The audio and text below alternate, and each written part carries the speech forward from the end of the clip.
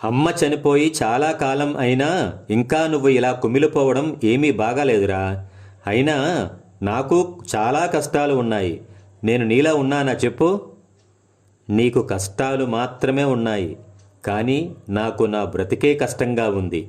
అదేంట్రా? అదంతే. ఎందుకంటే కన్నాం కదా అని ఆమె నన్ను పెంచలేదు, మరి 10 మందిని బ్రతికించమని పెంచింది. నా ఆకలి చూస్తూ తను కుమిలి కుమిలి ఏడ్చిందే గాని నా ఆకలి తీర్చడానికి ఏ తప్పు చేయలేదు. నేను ఎదుగుతుంటే నా ఎదుగుదలను ఆమె చూడలేదు. నా వల్ల ఎంతమంది ఎదిగారో అడిగేది. నేను ఆర్థికంగా నిలబడే క్రమంలో నేను పడ్డ కష్టాలు చూసి దిగమింగుకొని నన్ను ప్రోత్సహించిందే కానీ బెంబేలెత్తిపోలేదు.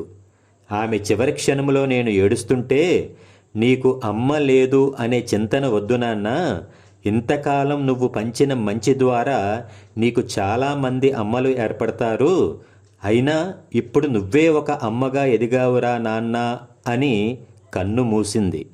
అలాంటి అమ్మలేని జీవితం ఊహించగలమా? జై హింద్.